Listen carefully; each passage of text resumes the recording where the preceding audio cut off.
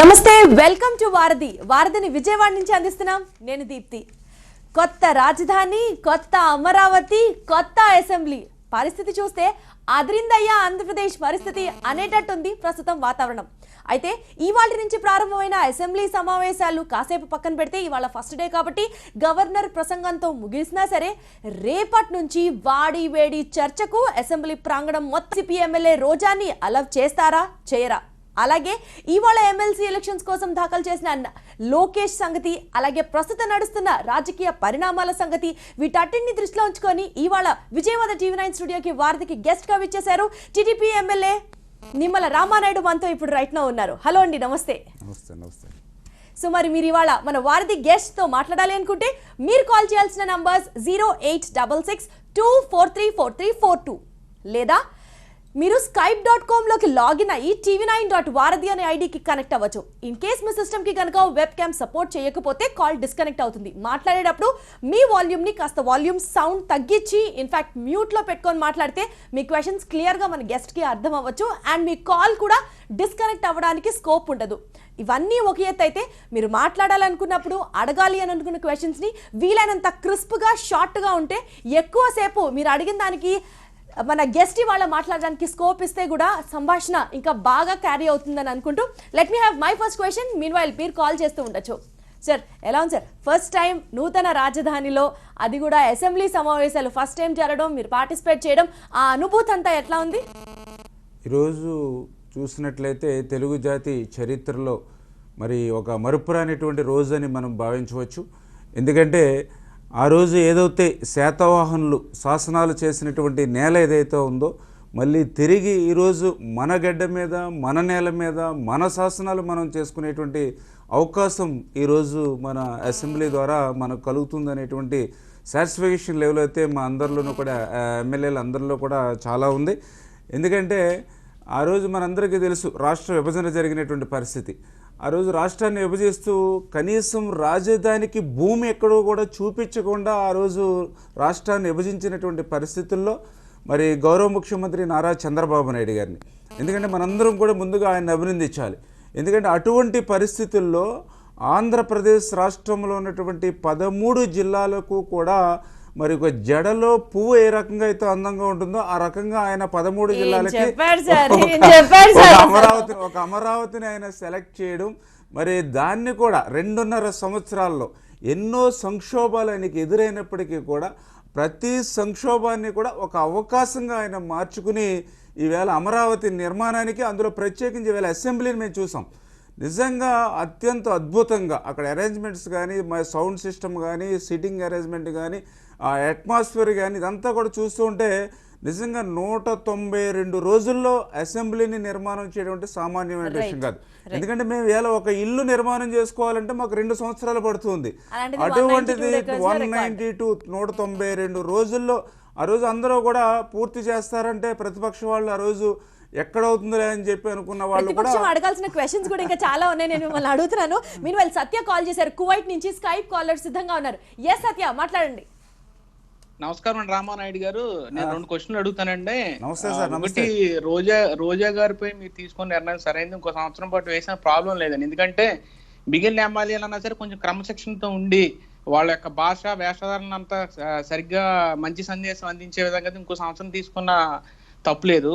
So నేను అడిగేది ఏంటంటే అండి, మీ గురించి అడుగుతున్నాను ఇప్పుడు. నేను మీ నియోజకవర్గ పరిధి గురించి ప్రత్యేకించి మల్లు సురేష్ గారు అని చెప్పి మేము చాలా వీడియో చూసాం. చాలా మీ అనుచరులు లేకపోతే మీరందరూ మెగా ఆక్వా పార్క్ గురించి మీరందరూ గొడవ చేస్తున్నారనేది ఆయన ప్రధాన ఆరోపణ.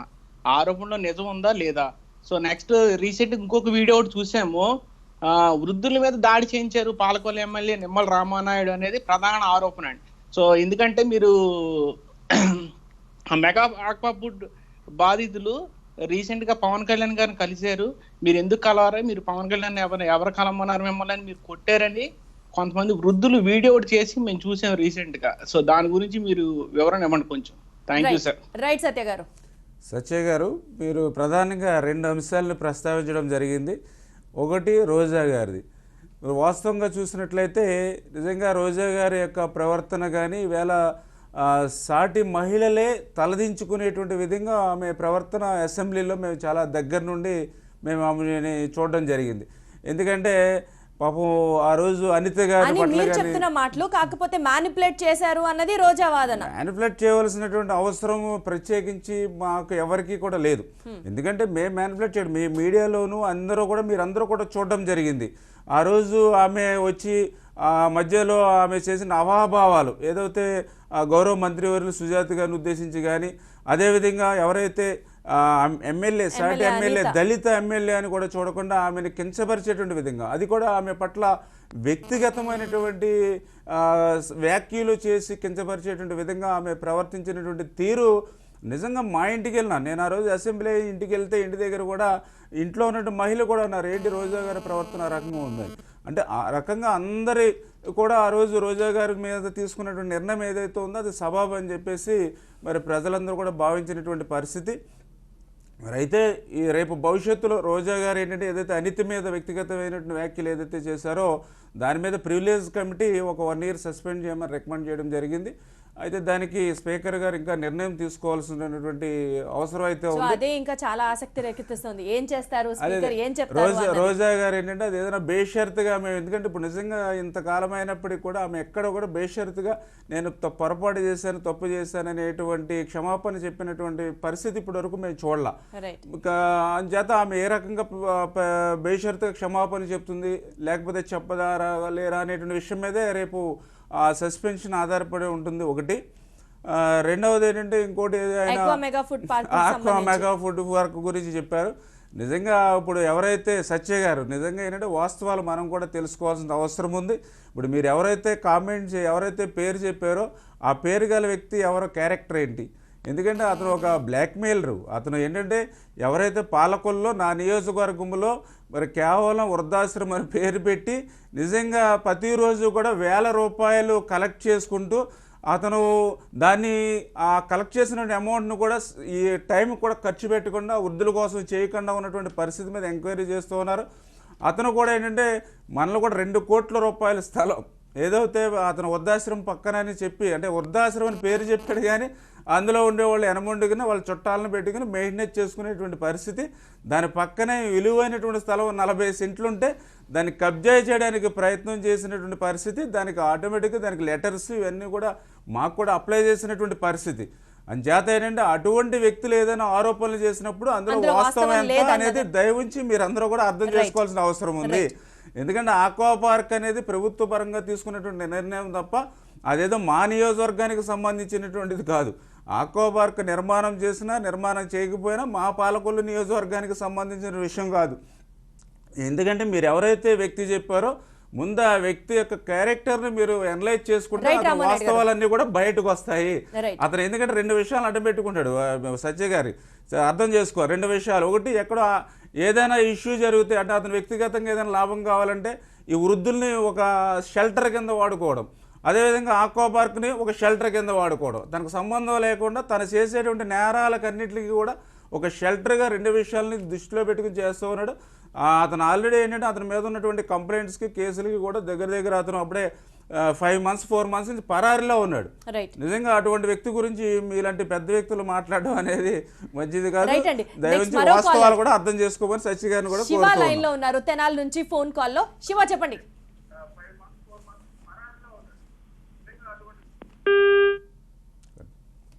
ఫోన్ కట్ అయినట్లుందండి. కాకపోతే మీరు చెప్తున్నట్లుగా అది మీ నియోజకవర్గం తీసుకున్న డెసిషన్ కాకపోయినప్పటికీ కూడా అక్కడ ప్రజలందరూ వ్యతిరేకిస్తున్నారు కదా. గొంతెత్తి మాట్లాడితే అక్కడ సెక్షన్ 144 పెట్టడం, అక్కడ విలేజర్స్ని రానివ్వకుండా చేయడం, పోలీసులు జులుం చూపించడం, ఇదంతా ఎట్లా అర్థం చేసుకోవాలి? అంటే అది మామూలుగా ఏంటంటే యాక్చువల్గా ఏంటంటే కాలుష్య వ్యర్థాలు విపరీతంగా రిలీజ్ అవుతాయి అన్నది అక్కడున్న ఊరు వాళ్ళు చెప్తున్న మాట. అంటే వాస్తవంగా ఏంటంటే వాళ్ళు అక్కడ ఏదైతే పశ్చిమ గోదావరి జిల్లా ఏదైతే ఉందో అది ఆక్వా రంగానికి బాగా పెద్దపేట ఉన్నటువంటి జిల్లా ఆక్వా రంగంలో. ఆంధ్రప్రదేశ్ మన ఇండియాలోనే మొదటి స్థానంలో ఉంటే అందులో 50% అబోవ్ వెస్ట్ గోదావరిని చూస్తుంది.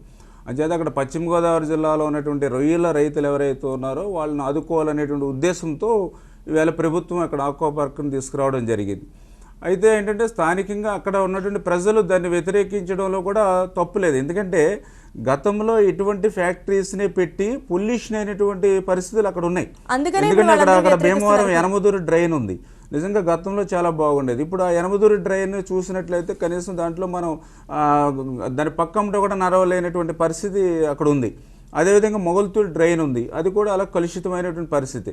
అంచేత అదే రకమైనటువంటి పరిస్థితి ఇక్కడ ఆక్వా పార్క్ కూడా నిర్మాణం చేస్తే ఈ డ్రైన్ కూడా ఈ డ్రైన్ కూడా అటువంటి పరిస్థితి వస్తుందని అక్కడ ఉండేటువంటి గ్రామాల్లో ఉన్నటువంటి ప్రజలు కానీ రైతులు కానీ వ్యతిరేకిస్తున్నటువంటి మాట వాస్తవం.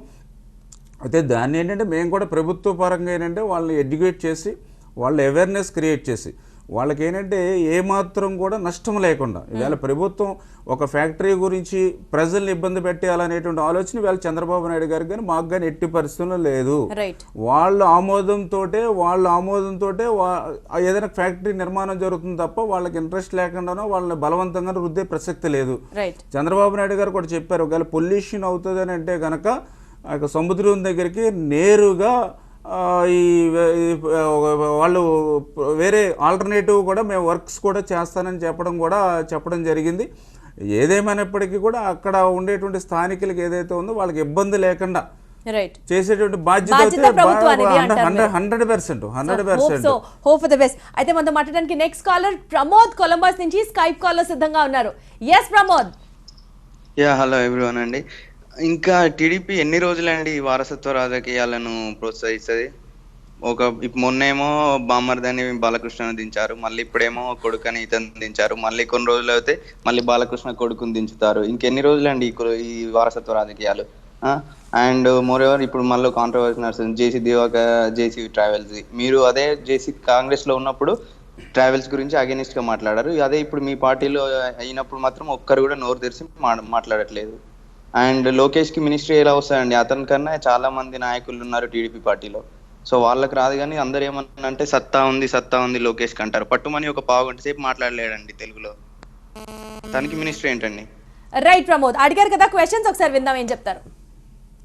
ప్రమోద్ గారు, ఈరోజు వారసత్వ రాజకీయాల గురించి మీరు మాట్లాడారు, చాలా సంతోషం. అయితే ఇక్కడ మీరు లోకేష్ గారి విషయంలో అయితే గుర్తుపెట్టుకోవాల్సినటువంటి విషయం అయితే ఒకటి మాత్రం ఖచ్చితంగా ఉంది. ఎందుకంటే లోకేష్ గారు ఈవేళ వారసత్వంగా ఈవేళ రాజకీయాల్లోకి రాలా. ఆయన ఒక్కొక్క మెట్టు ఎక్కుతూ ఈవేళ రాజకీయాల్లోకి వచ్చేటటువంటి పరిస్థితి. మీరు ప్రధానంగా గుర్తుపెట్టుకోవాల్సింది ఆయన ఈవేళ విదేశాల్లోనే అత్యున్నతమైనటువంటి స్థాయి కలిగినటువంటి శాన్ఫర్డ్ ఏదైతే ఉందో విద్యా సంస్థ, అందులో ఉన్నటువంటి స్టూడెంట్ ఆయన. ఆ మంచి విద్యావేత్తగా ఉంటూ తన ఉన్నటువంటి ఏదైతే ప్రాంతానికి సేవ చేయాలనేటువంటి ఆలోచనతో ఈవేళ ఆ రోజు పార్టీలోకి వస్తే ఒక కార్యకర్తగా తెలుగుదేశం పార్టీలో తీసుకున్నారు. ఆ తెలుగుదేశం పార్టీ కార్యకర్తగానే ఆ రోజు చంద్రబాబు నాయుడు గారు రైతు దీక్ష చేస్తున్నప్పుడు ఆయనతో పాటు రైతు నిర్బంధానికి గురైనటువంటి పరిస్థితులు కూడా ఆ రోజు మనం చూసాం. ఆ రకంగా కార్యకర్తగా రైతుల పక్షపాతిగా చంద్రబాబు నాయుడు గారు తనయుడిగా కాకుండా ఆ రెండు విషయాల్లో ఆయన పార్టీలో ఎంటర్ అయినటువంటి పరిస్థితి. తర్వాత ఆయన్ని మరి ప్రత్యేకించి ఏదైతే ఒక వెల్ క్వాలిఫైడ్ ఉన్నటువంటి వ్యక్తిగా, ఒక కార్యకర్తగా, రైతు పక్షపాతిగా ఆయన చేసినటువంటి ఏదైతే సేవలు ఉన్నాయో దానికి భావంగా మళ్ళీ తిరిగి మరి మనం ఈ యొక్క కార్యకర్తల సంక్షేమ నిధికి కన్వీనర్గా తీసుకోవడం జరిగింది. ఆ కార్యకర్తల సంక్షేమ నిధి కన్వీనర్గా కూడా ఆయన ప్రూవ్ చేసుకున్నాడు. ఎందుకంటే గతంలో ఎప్పుడు ఏ పార్టీ కూడా ఇవ్వలేనటువంటి విధంగా 2 లక్షల రూపాయలు మరి ఏదైతే ప్రమాద బీమా సౌకర్యం కానీ ఇతరత్ర సౌకర్యాలు కానీ పెట్టి తెలుగుదేశం పార్టీలో ఒక పేపర్లెస్ సభ్యత్వానికి ఆయనకు శ్రీకారం చుట్టినటువంటి పరిస్థితి. కార్యకర్తలకి స్కిల్ డెవలప్మెంట్ స్కీమ్స్ కానీ, జాబ్ మేళాలు కానీ ఇవన్నీ క్రియేట్ చేయడంలో ఆయన ప్రూవ్ చేసుకున్నాడు ఆయన శక్తిని. దాన్ని దృష్టిలో పెట్టుకుని 3వ మెట్టుగా ప్రధాన కార్యదర్శికి ఇవ్వడం జరిగింది. ప్రధాన కార్యదర్శికి ఇచ్చిన తర్వాత కూడా ఆయన 50 రోజుల్లో 70 లక్షల సభ్యత్వాన్ని ఆయన ఈ దేశంలో ఏ రాజకీయ పార్టీ సాధించినటువంటి పరిస్థితిని మరి ఆయన సాధించినటువంటి పరిస్థితి కూడా మనం చూసాం. సో అర్థమవుతుందండి, ఒక ఏబుల్ అడ్మినిస్ట్రేటర్ అని చెప్తారు మీరు. అంటే ఆ రకంగా ఆయన అంచెలంచెలుగా ఎదుగుతూ ఒక్కొక్క మెట్టు ఎక్కుతూ కార్యకర్తల అభిమానాన్ని చూరుకున్నాడు. దానికి మించి ఏంటంటే ఆయన దగ్గర చాలా నమ్రత. ఎందుకంటే మేమందరం కూడా చూస్తూ ఉంటాం, పెద్దని చిన్న అనేటువంటి భావనే లేకుండా ప్రతి ఒక్కరిని కూడా అన్నా అని సంబోధిస్తూ ఉదయం 9 గంటలకు పార్టీ ఆఫీస్కి వస్తే రాత్రి 10 గంటల వరకు కూడా ప్రతి కార్యకర్త ప్రజల యొక్క కష్టాల్లో వాళ్ళ యొక్క సమస్యల్లో ఆయన ఇన్వాల్వ్ అయ్యి వాటిని పరిష్కరించే తీరును కూడా మేము చూస్తూ ఉంటాం. మరి వేళ ఆ రకమైన పరిస్థితికి ఆయనకు అవసరం ఏముంది? ఒక నందమూరి తారక రామారావు గారు మనవడు చంద్రబాబు నాయుడు గారు చంద్రబాబు నాయుడు గారు కుమారుడు లెజెండ్ బాలయ్య బాబు గారు అల్లుడు ఆయన, అదేవిధంగా స్టాన్ఫోర్డ్ యూనివర్సిటీ స్టూడెంట్ ఆయన. ప్రమోద్ అడిగిన మిగిలిన 2 క్వశ్చన్స్ కి సంబంధించి కూడా మీరు ఆన్సర్ చెప్తారు, కాకపోతే దీనికే ఆన్సర్ చాలా లెంతీ అయింది. చాలా మంది కాలేజ్ లైన్ లో ఉన్నారు, మీరు వాళ్ళ టైం వచ్చినప్పుడు మాట్లాడచ్చు. నెక్స్ట్ శ్రీనివాస్ కాల్ చేశారు, దుబాయ్ నుంచి స్కైప్ కాలర్ లో సిద్ధంగా ఉన్నారు. ఎస్ శ్రీనివాస్, దయచేసి మీరు అడగాల్సిన క్వశ్చన్స్ క్రిస్ప్ గా షార్ట్ గా అడిగితే బాగుంటుంది. 3-4 క్వశ్చన్స్ అడిగితే ఆన్సర్ చేయడానికి కూడా టైం ఎక్కువ పడుతుంది. హలో, ఎస్ సార్ శ్రీనివాస్ చెప్పండి. మేడం హలో, మాట్లాడండి Srinivas. Only 2 questions madam, only two questions I am asking. yes go ahead. Question number 1, Lokesh కి ఇది పెద్దల సభ కదా సార్, మీరు అప్పుడే పెద్దల సభలో చిన్న తన్ని పెద్దల సభలో తీసుకెళ్లారు, కరెక్టేనా? ఓకే, రెండో క్వశ్చన్ రెండోది అన్నారుగా. ఆ రెండో క్వశ్చన్ వచ్చేసి, రోజాని ఆల్రెడీ 1 year సస్పెండ్ చేస్తారు కదండి, ఇంక సరిపోతుంది కదా, మళ్ళా 1 year కూడా ఎక్స్టెండ్ చేయాలని అంటే భయపడపండి. ఇప్పుడు అసెంబ్లీలో మాట్లాడే ఛాన్స్ ఇవ్వండి. 1 year సస్పెండ్ చేశారు, ఆమె రిలీజ్ అయి ఉంటుంది కదా 1 year. ఓకే ఓకే శ్రీనివాస్, ఒకసారి ఏం చెప్తారో విందాం. రామారావు శ్రీనివాస్ గారు అదే మంచి క్వశ్చన్స్, ఆయన 2 క్వశ్చన్స్ అడిగారు. వాస్తవం, ఎందుకంటే లోకేష్ గారు ఈ రోజే ఎమ్మెల్సీగా ఆయన నామినేషన్ వేశారు కాబట్టి అందరికీ కూడా ఆయన మీద యాంగ్జైటీ ఉండమాట వాస్తవం. మరి ఈవేళ ఇప్పుడే నేను చెప్పడం జరిగింది, లోకేష్ గారి యొక్క అవసరం ఖచ్చితంగా ఆంధ్రప్రదేశ్ రాష్ట్రానికి అయితే ఖచ్చితంగా ఉంది. ఎందుకంటే ఆయన పార్టీలో కానీ కార్యకర్తల్లో కానీ ఆయన ప్రూవ్ చేసుకున్నటువంటి ఏదైతే ఆయన శక్తి సామర్థ్యాలు ఉన్నాయో రేపు ఆంధ్రప్రదేశ్ రాష్ట్రానికి అంటే ప్రభుత్వం తరపున కూడా ఆయన సేవలు అందిస్తే బాగుంటుంది అనేటువంటి ఆలోచన ఈవేళ ప్రజలందరిలోనూ కూడా ఆంధ్రప్రదేశ్ ప్రజలందరిలోనూ కూడా ఉంది. అందులో భాగంగానే ఆయన్ని ఈరోజు అంటే ఇప్పుడు ఉన్నటువంటి పరిస్థితుల్లో మరి ఎమ్మెల్సీగా తీసుకోవడం అనేది జరిగిందనేటువంటి విషయాన్ని ముందుగా మరి శ్రీనివాస్ గారికి తెలియజేస్తూ ఉన్నాం. అదేవిధంగా రెండవది ఏంటంటే రోజా విషయం చెప్పడం జరిగింది. రోజా గారిని కూడా 2 విషయాలు అంటే సస్పెండ్ చేయడం అనేది గతంలో సస్పెండ్ చేసినటువంటి విషయం వేరు, ఇప్పుడు సస్పెండ్ చేయడానికి వచ్చిన విషయం వేరు. సబ్జెక్ట్ వేరు, ఈ సబ్జెక్ట్ వేరు. గతంలో మనం రోజా గారిని సస్పెండ్ చేసింది ఆమె ఏదైతే శాసనసభలో ఆమె ప్రవర్తించినటువంటి తీరు ఏదైతే ఉందో దానికి ఆ రోజు సస్పెన్షన్ అంటే 1 year పాటు సస్పెన్షన్ అయింది కదా, చాలు కదా అన్నది ఆయన ఉద్దేశం. అది కరెక్టే శ్రీనివాస్ గారు చెప్పింది. కానీ రోజా గారు దాని మీద వచ్చినటువంటి స్పందన బట్టి, ఎందుకంటే ఒక సాటి దళిత మహిళను వ్యక్తిగతంగా మనం విమర్శించినప్పుడు దానికి సంబంధించి కనీసం ఇప్పటి వరకు కూడా క్షమాపణలు చెప్పాల. మొన్న కూడా ఆమెను అడిగితే కూడా ఆమె దాని గురించి ఆమె అనిత గారు బాధపడి ఉంటే స్పీకర్ గారు ఆలోచిస్తే సభ నిర్ణయం తీసుకుంటే అని మెలికలు పెడుతున్నారు తప్ప ఆ రోజు ఏదో క్షణికావేశంలో నేనేదో మాట్లాడడం జరిగింది అంచేత ఆమెకు నేను బేషరతు క్షమాపణలు చెప్తున్నాను అనేటువంటి. ఇప్పుడు మీరు చెప్పిన మాటలను బట్టి చూస్తుంటే ఖచ్చితంగా ఆవిడ క్షమాపణ చెప్తేనే ఇంకొక సంవత్సరం పాటు సస్పెన్షన్ ఉండదు అని అర్థం చేసుకోవచ్చా? ఖచ్చితంగా ఆమె క్షమాపణలు చెప్తే ఖచ్చితంగా ఉండదు. మిగిలినటువంటి విషయం ఏంటనేది ఆమె విజ్ఞతకు వదిలేస్తున్నాం. అది రేపు చూస్తాం, ఎందుకంటే రేపు కానీ ఎల్లుండి కానీ అలాగా ఆ విషయం కూడా సబ్జెక్ట్ కూడా సభలోకి వస్తుంది కాబట్టి రేపు ఎల్లుండిలో ఆ విషయం కూడా క్లారిటీ వస్తుంది.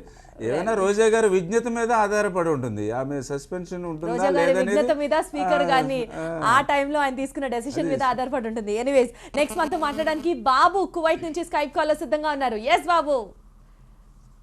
హలో, నమస్కారం అన్నా. నమస్తే అండి. నమస్తే సార్. అన్నా, నా ఒక 2 ప్రశ్నలు ఉన్నాయన్నా. ఈ 2 ప్రశ్నలు, ఇప్పుడు మన అనంతపురంలో గడ్డం సుబ్రహ్మణ్యం అని ఒక అతను ఉన్నాడు కదా, మన పరిటాల రవిని టీడీపీకి పరిచయం చేసిన అతను మొన్న వచ్చి వాళ్ళ రామయ్య గారికి అడిగాను. అంతకుముందు ఒక ఆయన మన ఈ కమ్మ సామాజిక వర్గం దానికి ప్రెసిడెంట్ ఎవరు అతనికి చెప్పాను. ఇప్పుడు నీకు ఇది చెప్పడం 3వ తూరున. ఒక పార్టీకి ఒక జిల్లా స్థాయిలో ఒక టీడీపీని కాపాడే వ్యక్తిని టీడీపీకి పరిచయం చేసిన అతనికి ఈ రోజు కనుక గుర్తింపు లేదంటే మన పార్టీ ఎక్కడికి పోతున్నాము? మనము ఎట్లా పార్టీ కోసం పనిచేస్తున్నామా, లేకపోతే ఏమైనా డబ్బుల కోసం ఏమన్నా పనిచేస్తున్నామా? నేను ఇలా మాట్లాడుతున్నానని నేను వైఎస్ఆర్ కాంగ్రెస్ వన్నా అని మటుకు నువ్వు అనుకోగాకు. నాది పక్కా తెలుగుదేశం నాది. ఎందుకంటే నాకు ఒక్క ఓటు తక్కువ వచ్చినా గానీ నాకు బాధ ఉంటది. అది నేను దాని గురించి చెప్తానా.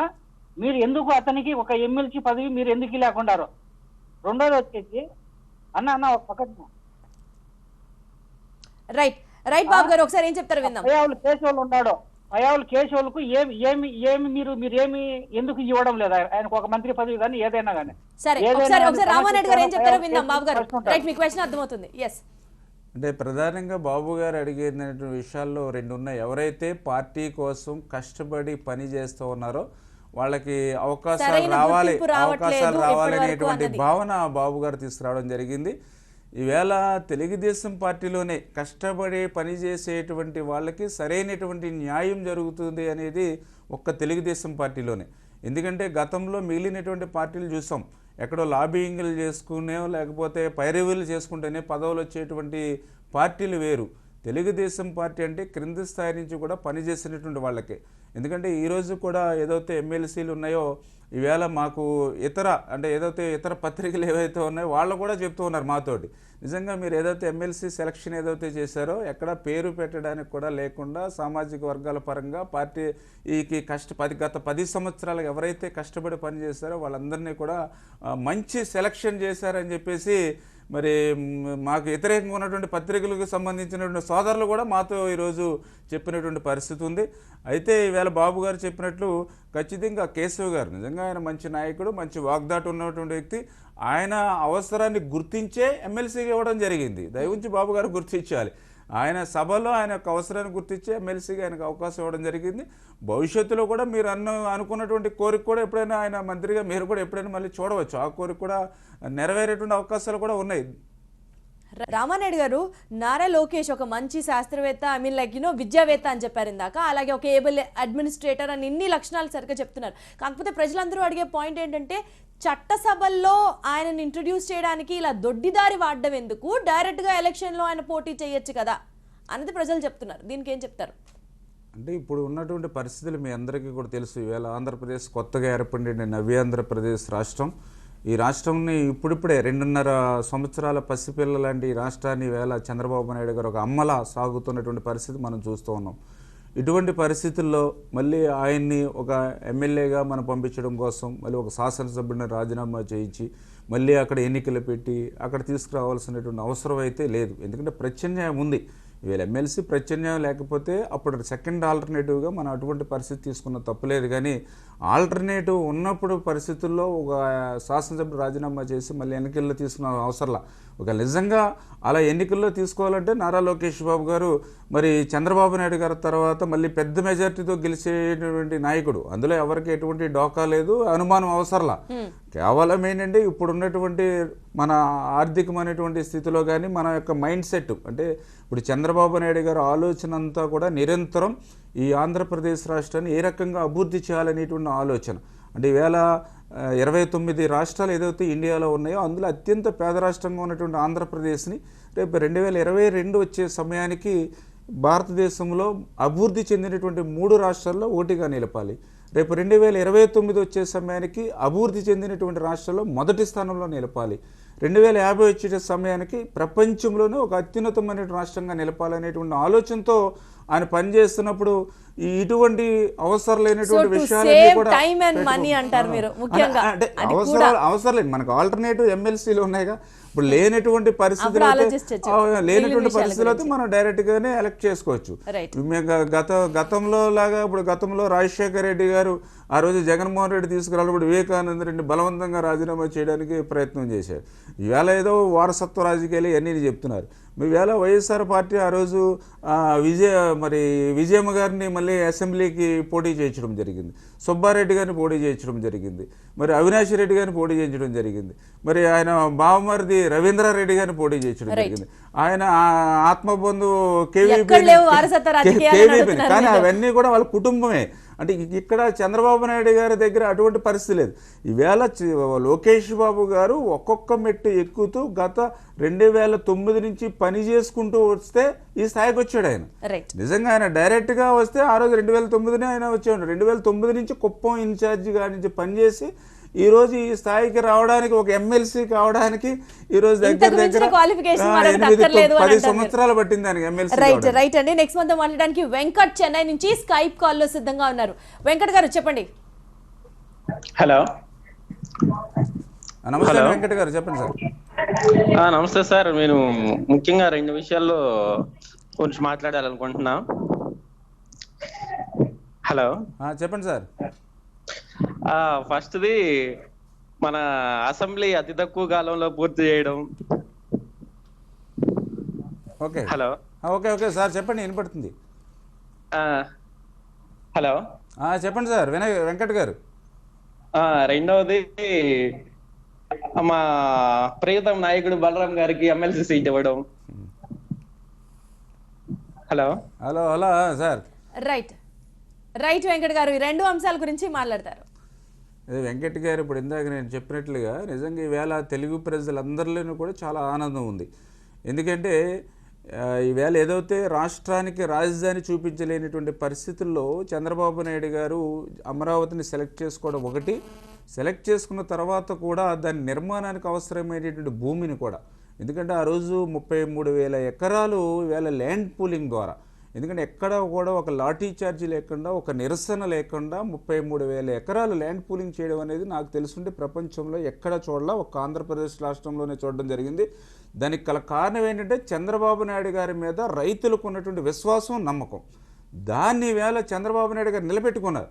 ఈవేళ 2.5 సంవత్సరాలలో ఆయన ఏదైతే 6 నెలల్లో పూర్తి చేస్తానన్నటువంటి మాట ఏదైతే ఇచ్చారో దాని ఈవేళ ఏదైతే తాత్కాలిక సెక్రటేరియట్ కానీ అసెంబ్లీని కానీ ఆ 192 రోజుల్లో దాన్ని పూర్తి చేయడం ద్వారా ఈవేళ రైతుల్లో కూడా ఒక విశ్వాసం కలిగింది. ఏదైతే చంద్రబాబు నాయుడు గారు మాట ఇచ్చారో దాన్ని ఒక్కొక్కటి నెరవేరుస్తున్నారనేటువంటి విశ్వాసం ఈవేళ వాళ్ళకి కలిగింది. అందుకే ఈరోజు మా అందరికీ కూడా భోజనాలు కూడా రైతులే పెట్టారు మాకు. అవును, స్థలాలేమో ఇచ్చిన రైతులు భోజనాలు పెట్టారని మీరు చెప్తారు. ప్రతిపక్ష నాయకుడు జగన్మోహన్ రెడ్డి ఏమో రైతుల దగ్గర నుంచి లాక్కున్నారు, వాళ్ళకి స్థలాలు కూడా కేటాయించలేదు అని చెప్పి ఇవాళ ప్రెస్ మీట్ పెట్టి ఆయన అంటారు. జగన్మోహన్ రెడ్డి గారు ఎప్పుడు కూడా నాకు తెలుసుంటే 2.5 సంవత్సరాల్లో ఆయన చూస్తే ఎప్పుడు కూడా అభివృద్ధి నిరోధకంగానే ఉన్నాడు. ఆయన ఎప్పుడు అభివృద్ధికి ఆయనకు సహాయంగా నేను ఎప్పుడు చూడాల. మీరు అన్నట్లు రాజధాని భూముల విషయంలో కూడా చాలా రాద్ధాంతం చేశాడు. ఆయన శాసన సభ్యులతోటే కోర్టులో కూడా కేసులు వేసినటువంటి పరిస్థితి ఉంది. 60-70 కార్లు వేసుకుని గ్రామాలన్నీ వాళ్ళ శాసనసభ్యులు తిరిగి రైతుల్ని రెచ్చగొట్టినటువంటి పరిస్థితులు ఉన్నాయి. సాక్షాత్తు జగన్మోహన్ రెడ్డి కూడా మొన్న వచ్చి నేను అధికారంలోకి వస్తే ఈ భూములన్నీ మీకు ఇచ్చేస్తాను అంటే మరి ఇప్పుడు ఆ అసెంబ్లీని సెక్రటేరియట్ని మరి ఇవన్నీ కూడా మళ్ళీ రైతులకి ఆయన దున్నేసి అన్ని సమానం చేసి చదును చేసి మళ్ళీ అలాగే రైతులకి ఇచ్చేస్తారా అంటే ఆ రకంగా ఏంటంటే కేవలం ఈ రాష్ట్రంలో ఏ అభివృద్ధి జరగకూడదు అనేటువంటి ఆలోచనతోటి అంటే ఒక రాజధాని నిర్మాణం అంటే ల్యాండ్ పూలింగ్ జరిగిన రైతులందరికీ మీరు స్థలాలు ఇచ్చేసారని చెప్తారా? ల్యాండ్ పూలింగ్ జరిగినటువంటి వాళ్ళందరికీ కూడా ఏదైతే మనం 1000 గజాలు 300 గజాలు 500 గజాలు ఏదైతే మనం ఇస్తామని చెప్పడం జరిగిందో వాళ్ళందరినీ కూడా పారదర్శకంగా లాటరీ పద్ధతిలో తీసుకుని ఎక్కడ ఎటువంటి ఎవ్వరికి కూడా ఇబ్బంది లేకుండా రైతులందరి యొక్క ఆమోదయోగ్యంతో వారికి ఒక్కొక్కరికి కేటాయింపులు జరుగుతూ ఉన్నాం. ఆ విషయంలో వాళ్ళందరూ కూడా జరుగుతూ ఉన్నాయి. ఒక ఇంచుమించుగా మాకు తెలుసుండే ఒక 2-3 మంత్స్లో ఇంచుమించుగా కంప్లీట్ అంటే ల్యాండ్ పూలింగ్ లో ఉన్నటువంటి వాళ్ళందరికీ కూడా వాళ్ళ కేటాయింపులు కూడా 1 by 1 ఒక్కొక్కటి కూడా ప్రయారిటీ బేసిస్ అంటే 192 డేస్ లో అసెంబ్లీ సెక్రటేరియట్ బిల్ చేసినప్పుడు అంతే త్వరితగతిన రైతులకి కూడా భూములు తిరిగి ఇచ్చేస్తే బాగుంటుంది కదా, దాన్ని పెండింగ్ పెట్టి ఉంచడం. ఖచ్చితంగా అంటే ఇది ఏంటంటే ఇది ఒక్క రోజులోనో ఒక సంవత్సరంలోనో జరిగేటువంటిది కాదు, మీకు కూడా తెలుస్తున్నదే. ఎందుకంటే ఒక రాజధాని అందులో కూడా ఒక ప్రపంచ స్థాయి రాజధాని ఒక ప్రజా రాజధాని నిర్మాణం చేయాలనేటువంటి ఆలోచన ఇవాళ చంద్రబాబు నాయుడు గారికి ఉంది. అందుచేత ఖచ్చితంగా అప్పటి వరకు కూడా రైతులకు ఎవ్వరికి కూడా ఇబ్బంది లేకుండా వాళ్ళకి కూడా పెర్ ఇయర్ వచ్చి సంవత్సరానికి వచ్చి 30,000 రూపాయలు వారికి కూడా వార్షిక ఆదాయం పర్ ఎకర్ మీద వచ్చేటువంటి విధంగా కూడా వారికి అప్పటి వరకు ఇస్తూ ఉన్నాం. ఎవరైతే భూమి లేని పేదలు ఎవరైతే ఉన్నారో వాళ్ళకి పెన్షన్లు ఇస్తూ ఉన్నాం. అంటే అక్కడ ఎవరికి ఉండేటువంటి ప్రజాజీవనానికి ఇప్పుడు అప్పటి వరకు ఏ విధమైనటువంటి ఇబ్బంది లేకుండా మనం చేస్తూ ఉన్నాం. అంటే సాధ్యమైనంత వరకు అత్యున్నతమైనటువంటి నగరాన్ని మేము నిర్మాణం చేస్తే అదే రీతిలో అక్కడ ఉండేటువంటి రైతులకు కూడా రేపొద్దున మేలు జరుగుతుంది, లాభం జరుగుతుంది, ఎక్కువ ధర వాళ్ళకి వచ్చేటువంటి అవకాశం ఉంది. దాన్ని కూడా మన రైతులకు కూడా మన ఏదైతే బడ్జెట్లో, కేంద్ర బడ్జెట్లో ఇప్పటి వరకు ఎప్పుడూ తెలుసుండి ఇటువంటి విషయాన్ని ఏదైతే వీళ్ళకి క్యాపిటల్ గెయిన్ ట్యాక్స్ ఏదైతే ఉందో దాన్ని కూడా రిలాక్స్ మొట్టమొదటిసారిగా మన అమరావతి రాజధాని రైతులకు ఇచ్చినటువంటి ఘనత కూడా మన నరేంద్ర మోడీ గారితో ఈయన ఎప్పటికప్పుడు మన చంద్రబాబు నాయుడు గారు ప్రమోట్ చేయడాన్ని బట్టి ఆ రోజు రైతులకు కూడా అంత ఉపయోగం జరిగింది. అంచేత ఖచ్చితంగా ఎప్పుడు కూడా మేము రైతులకి ఎటువంటి ఇబ్బంది లేకుండా చేసేటువంటి బాధ్యత ఈవేళ మేము చంద్రబాబు నాయుడు గారు తీసుకుంటూ ఉంటాం. రైట్, నెక్స్ట్ మనతో మాట్లాడడానికి హైదరాబాద్ నుంచి షేక్ ఫాజిల్ ఫోన్ లైన్లో సిద్ధంగా ఉన్నారు. షేక్ గారు చెప్పండి. హలో, మా 2 క్వశ్చన్లు అండి. ఇప్పుడు మనం అదే లోకేష్ గారు ఎలిజిబిలిటీ ఉంది, తను స్టాన్ఫోర్డ్ యూనివర్సిటీ చదివారు, అది ఇది అంటున్నారు కదా. ఆయన ఎంతవరకు అక్కడ చదివారో 5 నిమిషాలు పట్టుమని స్టేజ్ పైన మాట్లాడలేని వాళ్ళకి ఎమ్మెల్సీ ఇచ్చి మంత్రి పదవులు ఎలా కూర్చోబెడుతున్నారు, అది చంద్రబాబు నాయుడు క్యాబిన్లో. దానివల్ల ఎంతవరకు ఉపయోగము మనకి, అదొకటి అండి. రాజధాని 125 రోజుల్లో 195 రోజుల్లో కట్టేశారంటున్నారు. తాత్కాలిక రాజధానికి అంత పెట్టుబడి పెట్టి కట్టాల్సిన అవసరం వచ్చింది. హైదరాబాద్లో ఉండగా మళ్ళీ అక్కడికి మనం తాత్కాలిక కట్టుకోవాల్సింది, పర్మనెంట్ కట్టుకోవచ్చుగా. ఎందుకంటే చంద్రబాబు నాయుడు గారిది నోటు ఓటు కేసు వచ్చేసింది కాబట్టి అక్కడ షిఫ్ట్ చేశారు అని మనం ఊహాగానాలు వస్తున్నాయి. ఈ రెండింటి మీద మీ అభిప్రాయం ఏంటి? రైట్ అండి. ఇప్పుడు లోకేష్ గారి మీద ఏంటంటే ఆయన మీద ఇటువంటి ఆరోపణలు కానీ ఇవన్నీ కూడా రావడం మేమందరం కూడా ప్రజలందరూ కూడా భావించేది ఏంటంటే లోకేష్ గారు చిన్న వయసులోనే మంచి పేరు తెచ్చుకుంటున్నారనేటువంటి ఈర్ష్య అసూయలతోటి ఈరోజు ప్రతిపక్షాలు మాట్లాడుతున్నటువంటి పరిస్థితి. అంటే వాళ్ళందరికీ కూడా లోకేష్ గారిని చూస్తే ఒక భయం ఏర్పడుతుంది. భవిష్యత్తులో ఒక బలమైనటువంటి నాయకుడిగా లోకేష్ గారు ఎదుగుతున్నారనేటువంటి భయం ప్రత్యేకించి మీ మాటల్లో కనపడుతుంది. ఎందుకంటే నిజంగా నేను ఇందాకనే చెప్పడం జరిగింది, ఆ యువ నాయకుడికి, ఎందుకంటే ఎంతోమంది ముఖ్యమంత్రులు నేను చూసా, తండ్రి అధికారాన్ని అడ్డం పెట్టుకుని లక్షల కోట్లు ఆర్జించినటువంటి మరి తనయులను చూసాం. దానికి దాని మొత్తం ఇవాళ ఆంధ్రప్రదేశ్ రాష్ట్రం అంతా తెలుసు. సాక్షాత్తు సిబిఐ నిర్ధారించింది, 42,000 కోట్లు ఈడీ అటాచ్మెంట్ చేసింది, వారానికి ఒక రోజు జైలుకి వెళ్ళేటువంటి వ్యక్తి. అటువంటి తనయుల్ని చాలా మంది చాలా చూసాం. కానీ మరి నారా లోకేష్ బాబు గారి మీద చూసినట్లయితే ఇప్పటి వరకు అటువంటి చిన్న ఆరోపణ కూడా, అంటే ఈ లేనటువంటి పరిస్థితి. ఆయన ఏ బాధ్యత చెప్తే ఆ బాధ్యతను ఆయన ఎంతో చక్కగా నిర్వర్తిస్తున్నటువంటి పరిస్థితులు ఈవేళ తెలుగు ప్రజలందరూ కోరుకుంటున్నారు. అంటే వాస్తవంగా అయితే ఇంకా ఆయనకి మంత్రి పదవి కాలేదు, కానీ ఈవేళ తెలుగు ప్రజలందరూ కూడా ఖచ్చితంగా ఆయనకి మంత్రి పదవి ఇవ్వాలి, 100% ఆయనకి మంత్రి పదవి ఇవ్వాలి. ఖచ్చితంగా ప్రభుత్వం అందించేటువంటి సంక్షేమ అభివృద్ధి కార్యక్రమాలు ప్రజల్లోకి తీసుకెళ్లేటువంటి బాధ్యత తండ్రితో పాటుగా ఆయన కూడా స్వీకరించవలసినటువంటి అవసరం ఉందని చెప్పి వేళ ప్రజలందరూ కూడా భావిస్తూ ఉన్నాం.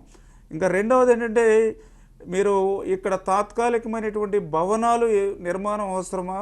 హైదరాబాదులోనే ఇంకా 10 సంవత్సరాల వరకు మనకు సమయం ఉంది కాబట్టి అక్కడి నుంచే మీరు ఈ లోపల పరిపాలన చేసుకోవచ్చు కదా అని చెప్పి మన షేక్ బాజిల్ గారు అడుగుతూ ఉన్నారు. నిజంగా దీనికి కూడా మీ ద్వారా రాష్ట్ర ప్రజలందరూ కూడా తెలుసుకోవాలి. ఈవేళ చంద్రబాబు నాయుడు గారు ఆలోచించారు. మీరు చెప్పినట్లుగానే మేము కూడా మొదట్లో ఒక 6 నెలలు సంవత్సరం మేము హైదరాబాద్లో ఉన్నాం.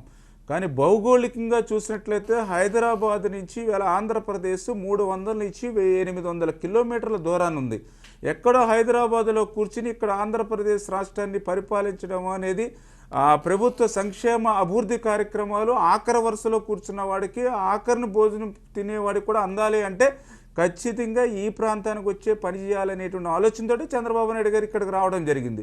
నిజంగా ఆ రోజు మేము వచ్చాం, చంద్రబాబు నాయుడు గారు ఇక్కడికి వస్తే కనీసం ఆయనకు ఆఫీస్ లేదు. ఒక ఇరిగేషన్ ఆఫీస్ని తీసుకుని దాన్ని బాగు చేసుకుని మేము వెళ్తే ఒకరోజు వర్షం నీళ్లు కూడా ఆఫీసులో పడుతున్నటువంటి పరిస్థితి, సాక్షాత్తు ముఖ్యమంత్రి గారి ఆఫీస్లో. ఆయన బస్సులో పడుకుని ఆ రోజు పరిపాలన ప్రారంభించినటువంటి పరిస్థితి. మరి దయవచ్చి మీరు అందరూ కూడా అర్థం చేసుకోవాలి.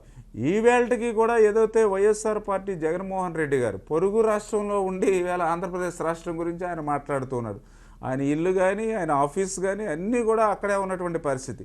అంచేత భవిష్యత్తులో ఈ ఆంధ్రప్రదేశ్ రాష్ట్రంలో మనం ఎప్పటికైనా ఇక్కడికి వచ్చి మనం అభివృద్ధిని సాధించుకోవాలనేటువంటి ఉద్దేశంతో ఈరోజు చంద్రబాబు నాయుడు గారు ఇక్కడికి రావడం జరిగింది. దీనికి ఇక్కడికి రావడం వల్ల ఈరోజు ఇంత కన్స్ట్రక్షన్ కూడా మనం చేసుకోవడం జరిగింది. లేకపోతే అక్కడ 5 సంవత్సరాలు కాదు 10 సంవత్సరాలు ఉంటే మళ్ళీ అప్పుడు కూడా ఇదే జీరోలోనే ఉంటాం. ఈరోజు కొంత ప్రోగ్రెస్ ఎందుకు వచ్చిందంటే మనం ఇక్కడ స్థానికంగా ఉంటున్నాం కాబట్టి ఈ ప్రోగ్రెస్ ఉంది.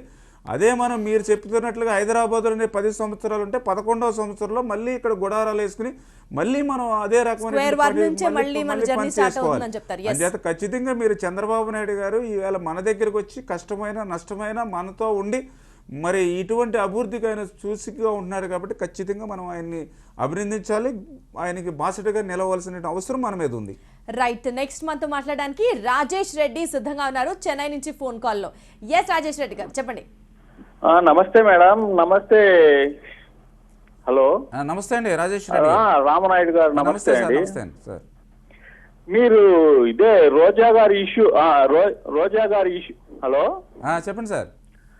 రోజా గారి ఇష్యూ అది ఎక్కువ మాట్లాడింది ఆమె అది అంటున్నారు.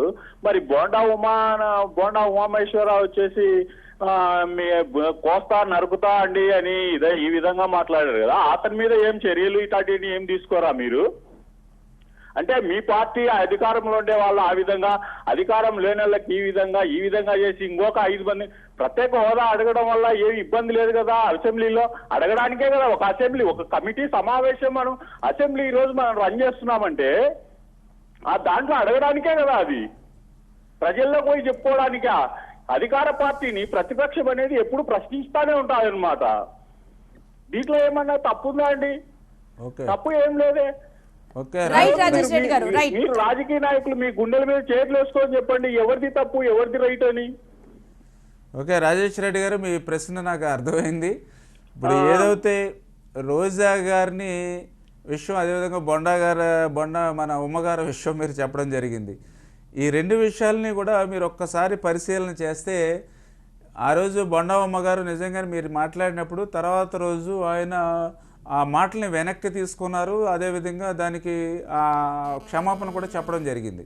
కానీ రోజా గారి విషయం వచ్చే సమయానికి మీరు అన్నట్లుగా రోజా గారు ఏదో ప్రత్యేక హోదా గురించో లేకపోతే ప్రభుత్వం చేసేటువంటి సంక్షేమ అభివృద్ధి కార్యక్రమాల్లో ఎక్కడైనా విమర్శలు ఉంటేనో లేకపోతే సూచనలు ఉంటేనో సలహాలు ఇస్తేనో ఆమెనేమీ సస్పెండ్ చేయాల.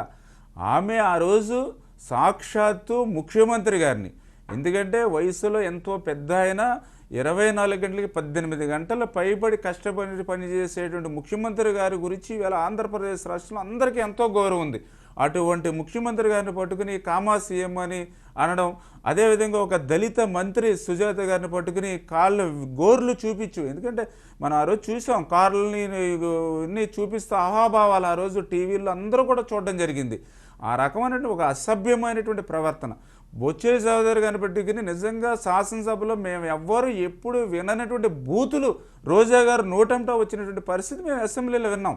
అటువంటి పరిస్థితుల దృష్ట్యానే ఆమె సస్పెండ్ చేశారు తప్ప ఇంకొక విషయంలో మాత్రం కాదనే విషయాన్ని ఖచ్చితంగా మీరు గుర్తుపెట్టుకోవాలని చెప్పి రాజేష్ రెడ్డి గారిని కోరుతూ ఉన్నాం. రామారెడ్డి గారు, ఇప్పుడు మీరు చెప్పిందంతా విన్నది చాలా క్లియర్గా అర్థమవుతుంది. కాకపోతే సీనియర్ ఎన్టీఆర్ గారే స్వయంగా చెప్తారు, ప్రజలే దేవుళ్ళు, సమాజమే ప్రజాలయం దేవాలయం అంటూ ఆయనే స్వయంగా చెప్తున్న మాటలు. ఈ కాన్సెప్ట్లో సభలో రోజా ఇలా మాట్లాడింది అని చెప్పి ఆవిడ మీద సస్పెన్షన్ చేసినప్పుడు, మొన్న జేసీ దివాకర్ రెడ్డి అంటే జేసీ ట్రావెల్స్కి సంబంధించిన యాక్సిడెంట్ జరిగినప్పుడు జగన్మోహన్ రెడ్డిని జేసీ ప్రభాకర్ రెడ్డి, జేసీ దివాకర్ రెడ్డి కలిసి చేసిన స్టేట్మెంట్స్ కానీ, మాట్లాడిన తీరు కానీ ప్రజల దగ్గర నుంచి కూడా తీవ్రమైన ఆగ్రహం కనిపిస్తుంది. దీనికి మీరు ఏం చెప్తారు? ఇప్పుడు అది జేసీ ప్రభాకర్ రెడ్డి గారు, ఆయన మీ అందరికీ తెలుసు, ఆయన ఒక బాడీ లాంగ్వేజ్ కానీ ఆయన మాట తీరు కానీ ఎప్పుడు కూడా ఈవేళ ఏదో కొత్తగా ఆయన తెలుగుదేశం పార్టీలోకి వచ్చిన తర్వాత ఆయన ఈ రకంగా మాట్లాడుతున్నారని అనుకోవసరలా. ఆయనలో వాళ్ళ రాజకీయ చరిత్ర ప్రారంభమైనప్పటి నుంచి కూడా ఆ రకంగానే వాళ్ళ వాయిస్ కానీ ఉంటుంది. ఒకటి. రెండవది ఆయన కూడా మాట్లాడేటువంటి విధానంలో కూడా ఆయన కూడా ఎంతో బాధించి, ఎందుకంటే ఆ రోజు జగన్మోహన్ రెడ్డి ఒక అసత్యమైనటువంటి ఆరోపణలు చేసి ఈరోజు జేసీ దివాకర్ రెడ్డిని చంద్రబాబు నాయుడు గారు రక్షిస్తున్నారు అని ఆయన చెప్పినటువంటి మాటలకి నిరసనగా ఆయన సాక్షి ఆఫీసు దగ్గర ధర్నా చేసినటువంటి పరిస్థితి. అందులో కూడా ఆయన ఛాలెంజ్ చేశారు, జగన్మోహన్ రెడ్డి రా, నేను నన్ను కానీ సీఎం ఆయన గారు కూడా బూతులు మాట్లాడుతూ చేసిన నన్ను ఛాలెంజ్ జగన్మోహన్ రెడ్డి గారు ఏ రకంగా నన్ను చంద్రబాబు నాయుడు గారు ఏ రకంగా రక్షించారో చెప్పమన్నారు. ఎందుకంటే గతంలో మహబూబ్ నగర్లో కూడా అదే దివాకర్ రెడ్డి గారి ట్రావెల్స్ బస్సు ప్రమాదం జరిగినప్పుడు కిరణ్ కుమార్ రెడ్డి గారు ముఖ్యమంత్రిగా ఉన్నారు. మరి కిరణ్ కుమార్ రెడ్డి గారు కూడా ఆ రోజు కూడా కిరణ్ కుమార్ రెడ్డి గారు ఈయనకి ఏమైనా సాయం చేశారా? అదే విషయాన్ని ఆయన అక్కడ అడగడం జరిగింది. ఈ రోజు ఎవరైతే వైఎస్ఆర్ వాళ్ళు ఏదో ఈవేళ ఏదో దివాకర్ రెడ్డి గారు ఏదో మాట్లాడేశారు అని ఏదైతే చెప్తూ ఉన్నారో అదే అంబటి రాంబాబు గారు. ఎందుకంటే మొన్న మేము టీవీలో చూసాం చంద్రబాబు నాయుడు గారు హంతకులు అని మాట్లాడుతున్నారు అంబటి రాంబాబు గారు. నిజంగా ఈవేళ రక్త చరిత్ర ఉన్నటువంటి ఫ్యామిలీ ఎవరిదండి? చంద్రబాబు నాయుడు గారు తాత కానీ తండ్రి కానీ ఈయన కానీ లేకపోతే కుటుంబం కానీ ఎవరికైనా చిన్న నేర చరిత్ర ఎక్కడైనా చంద్రబాబు నాయుడు గారి కుటుంబానికి ఉందా? అటువంటి కుటుంబాన్ని పట్టుకుని హంతకుడు అని మరి ఇటువంటి అంబటి రాంబాబు లాంటి వారు కూడా అనడం ఎంతవరకు సమంజసం? అంచేత ఏదేమైనప్పటికీ కూడా ఇటువంటి విషయాలు కామెంట్స్ ని సపోర్ట్ చేయడం అది ఆయన వ్యక్తిగతమైనటువంటి విషయం. ఆయన వ్యక్తిగతంగా ఇబ్బంది పడ్డాడు, వ్యక్తిగతంగా ఆయన కార్నర్ చేసి వ్యక్తిగతంగా ఆయన ఇందాక కూడా నేను చెవిరెడ్డి గారిది కూడా ఈరోజు నేను చూడడం జరిగింది. నిజంగా ఆ రకమైనటువంటి భాష వాళ్ళ వైఎస్ఆర్కి సంబంధించినటువంటి పార్టీలో ఉంది తప్ప ఇందాక మీరు కూడా చూసుకుంటారు చెవిరెడ్డి భాస్కర్ రెడ్డి కూడా ఇష్టానుసారంగా మరి దివాకర్ రెడ్డి గారి గురించి మాట్లాడడం అంటే అది వాళ్ళ వ్యక్తిగతంగా ఉన్నటువంటి విషయం తప్ప అదేదో పార్టీకి సంబంధించినటువంటి విషయం కాదు. పార్టీ వాయిస్ మాత్రం కాదనేటువంటి విషయాన్ని దయవించి అందరూ కూడా గుర్తించుకోవాలని చెప్పి తెలియజేస్తూ ఉన్నాం. రైట్, నెక్స్ట్ మనతో మాట్లాడడానికి రాజు నెల్లూరు నుంచి వాయిస్ కాలర్ సిద్ధంగా ఉన్నారు. రాజు గారు చెప్పండి. సార్ రామనాయుడు గారు నమస్తే అండి. నమస్తే సార్. సార్ మా 3 క్వశ్చన్స్. Okay sir. సార్ మేము కూడా టీడీపీ అభిమానులే అండి. Okay okay. హలో చెప్పండి సార్ రాజు గారు. మేము కూడా టీడీపీ అభిమానులే అండి. Okay okay, thank you sir, thank you. First question వచ్చేసి ఇప్పుడు మీరు ఎమ్మెల్సీ టికెట్ ఏ ప్రతిపాదికన ఇచ్చారు? ఇప్పుడు బ్యాంకుల్లో అప్పులు ఎగ్గొట్టేసి బ్యాంకులకి రుణాలు ఉండిపోయిన వాళ్ళందరికీ మీరు టికెట్లు ఇస్తుంటే ఇక్కడున్న మీ ఎమ్మెల్సీ క్యాండిడేట్ కి దేశం వదిలిపెట్టి వెళ్తున్న విజయ్ మాల్యాకి తేడా ఏముంటుందండి? ఇప్పుడు మీరు ఏం మెసేజ్ ఇవ్వాలనుకుంటున్నారు మీ కార్యకర్తలకు? కానీ మీరు ఇప్పుడు మీ పార్టీలో కష్టపడి పనిచేసిన వాళ్ళు చాలా మంది ఉన్నారు, వాళ్ళకి ఇవ్వచ్చు కదా సార్. ఎందుకు బ్యాంకులకి అప్పులు ఎగ్గొట్టేసి ఊరికే బ్యాంకులు రుణాలు ఎగ్గొట్టేసి జనాల డబ్బులు తిన్న వాళ్ళకి ఇచ్చి అది రాంగ్ మెసేజ్ పంపిస్తుంది. మీ పార్టీకి మంచి కంటే కూడా అది చెడ్డ ఎక్కువ చేస్తుంది నా ఫీలింగ్ సార్. ఇప్పుడు రెండో క్వశ్చన్, ఎవరు ఎలాంటి వాళ్ళమైనా మనం మనుషులు సార్. ఆ జేసీ ప్రభాకర్ రెడ్డి గారు ఆయన భాష ఏంటి సార్? అది మీకు మంచి కంటే కూడా మీకు చెడ్డ ఎక్కువ చేస్తుందని నా feeling sir. Okay right right Raju garu, thank you so much. Raju garu, ఇప్పుడు ఏదైతే మరి మీరు అడిగినటువంటి క్వశ్చన్లో కొంచెం క్లారిటీ అయితే తక్కువగా ఉంది. ఏదైతే ఎమ్మెల్సీలని అని చెప్తూ ఉన్నారు. ఈవేళ ఎవరైతే మనం ఈవేళ ఆంధ్రప్రదేశ్ శాసన మండలికి సెలెక్ట్ చేసినటువంటి అభ్యర్థులు ఎవరైతే ఉన్నారో అందరూ కూడా అంటే ఎవరైతే ఈవేళ చిక్కాల రామచంద్రరావు గారు ఉన్నారు, నిజంగా నీతికి నిజాయితీకి ఈవేళ కట్టుబడి పనిచేసినటువంటి మంత్రివర్యులుగా మీ అందరికీ తెలుసు. ఈవేళ చిల్లిగవ్వ ఆస్తిపరుడు, ఈవేళ చిల్లిగవ్వ ఆస్తి లేనటువంటి వ్యక్తి చిక్కాల రామచంద్రరావు గారు. మరి అదేవిధంగా ఈవేళ అర్జునుడు ఈవేళ మన కృష్ణా జిల్లా ఉంది, మరి ఒక బలహీన వర్గాలకు సంబంధించినటువంటి వ్యక్తిగా. అదేవిధంగా ఈవేళ మాణిక్య ప్రసాద్ గారు ఉన్నారు, మరి ఆయన కూడా ఒక దళిత వర్గానికి సంబంధించినటువంటి వ్యక్తులుగా. అదేవిధంగా పోతుల సునీత గారు ఉన్నారు, ఆమె కూడా ఒక ఒక బలహీన వర్గాలకు సంబంధించిన వ్యక్తిగా. అంటే ఈ రకంగా ఈవేళ చంద్రబాబు నాయుడు గారు కానీ ఈవేళ తెలుగుదేశం పార్టీ కానీ సెలెక్ట్ చేసినటువంటి ఏదైతే ఎమ్మెల్సీలు ఉన్నాయో 100కి 100% ఈవేళ అర్హతలో ఉన్నటువంటి వ్యక్తులు సామాజిక పరంగా కూడా. ఎందుకంటే ఏదైతే తెలుగుదేశం పార్టీ ఏదైతే చెప్తూ ఉంటుందో సామాజిక న్యాయం, ఆ సామాజిక న్యాయం ఈవేళ ఎమ్మెల్సీ అభ్యర్థుల్లో చాలా క్లియర్గా ఈవేళ మనం చూడడం జరిగింది. దయవుంచి ఆ విషయాన్ని మరి మీరు కూడా అర్థం చేసుకోవాలని చెప్పేసి కూడా కోరుతూ ఉన్నాం. ఎందుకంటే గతంలోనే చెప్పాం, మిగిలినటువంటి పార్టీ ఏదైతే ఈవేళ మరి ప్రతిపక్ష పార్టీ ఉందో ఆ ప్రతిపక్ష పార్టీ మరి ఎంత మేర సామాజిక న్యాయం పాటించారు, అదే ఈవేళ తెలుగుదేశం పార్టీ ఎంత మేర సామాజిక న్యాయం పాటించి ఈవేళ ఇటువంటి బలహీన వర్గాలు దళితులకి సంబంధించి ఈవేళ శాసనసభలకు కాకుండా ఇటువంటి శాసన మండలికి కూడా మేము నేరుగా పంపిస్తున్నాం అనేటువంటి విషయాన్ని కూడా దయవుంచి ప్రజలు కూడా అర్థం చేసుకోవాలని చెప్పి కూడా రాజుగారిని కోరుతూ ఉన్నాం. రైట్, మంత్రివర్గ విస్తరణ జరిగినప్పుడు మీకు ఎంతవరకు అవకాశం ఉంటుందని మీరు ఎక్స్పెక్ట్ చేస్తున్నారు? అంటే జనరల్గా ఏంటంటే తెలుగుదేశం పార్టీలో కష్టపడి పని చేసుకోవడమే నైజంగా మేము అందరం కూడా పని చేస్తూ ఉంటాం.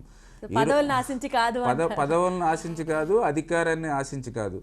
నేను కూడా రాజకీయాల్లోకి వచ్చింది నేను కూడా ఒక ఆంధ్ర యూనివర్సిటీలో ఒక విద్యార్థిగా ఉన్నాం, స్టూడెంట్స్ యూనియన్గా పనిచేస్తున్నాను అప్పుడు ఆంధ్ర యూనివర్సిటీ స్టూడెంట్స్ యూనియన్లో.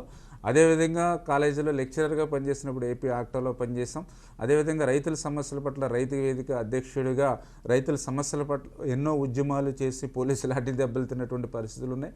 అంటే ఎప్పుడూ కూడా నా చుట్టూ ఉన్నటువంటి రంగం ఏదైతే ఉందో వారి యొక్క సమస్యల్లో ఇన్వాల్వ్ అయ్యి వారి యొక్క సమస్యల పరిష్కారానికి కృషి చేసేటువంటి నైజం, అటువంటి నైజం ఉన్నటువంటి నాకు వేళ చంద్రబాబు నాయుడు గారు, ఎందుకంటే ఇందాకే ఇప్పుడు చాలామంది చెప్తూ ఉన్నారు అర్హతలు ఉన్న వాళ్ళకి తెలుగుదేశం పార్టీలో అవకాశాలు వస్తున్నాయని. దానికి ఉదాహరణ నేనే. నాకు ఎవ్వరు కూడా గాడ్ ఫాదర్ ఎవరు లేరు.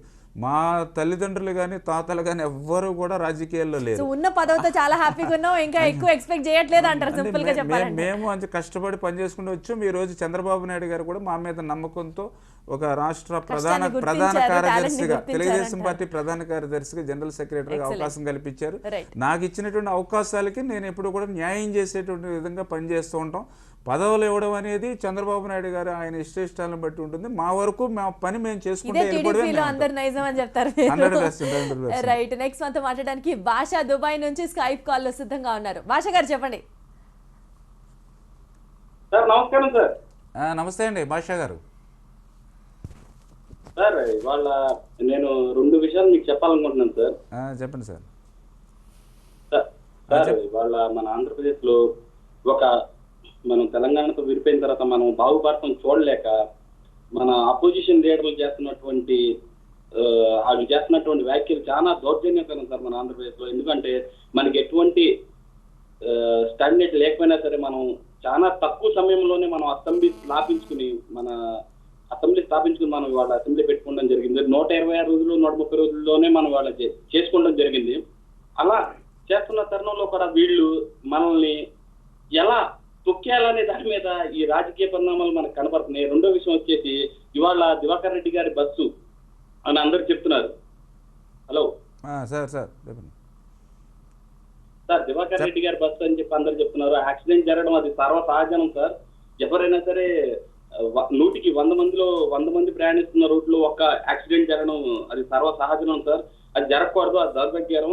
అది జరిగినా సరే ఇవాళ జరిగిన తర్వాత టీడీపీ గవర్నమెంటే చేసినట్టు చంద్రబాబు నాయుడు గారే బస్సు ఉన్నట్టు ఇవాళ ప్రతిపక్షాలు మాట్లాడుతున్న విషయం చాలా దౌర్జన్యకరం సార్, చాలా దుర్భాగ్యం సార్.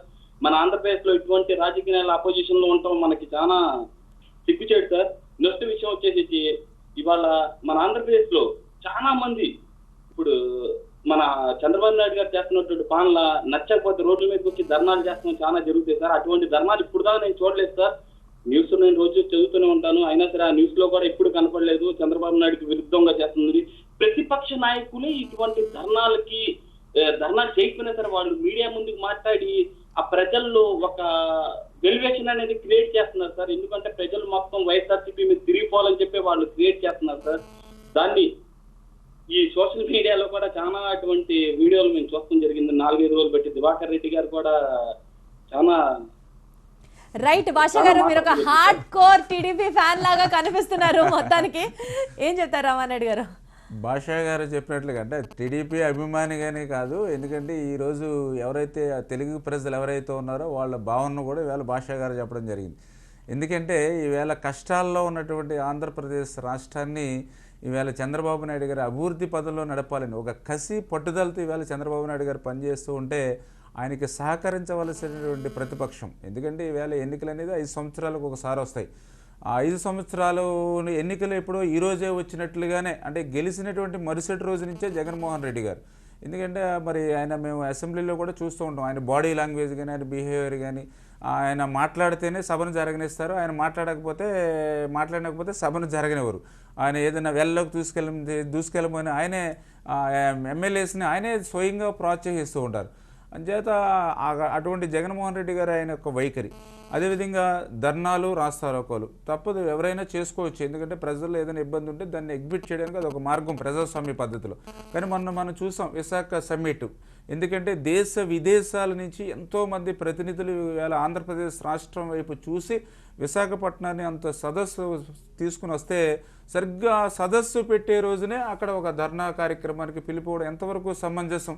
దయవుంచి అర్థం చేసుకోవాలి. వాళ్ళు కూడా నిజంగా వాళ్ళు ధర్నా చేయాలంటే ఇంకొక రోజు చేసుకోవచ్చు.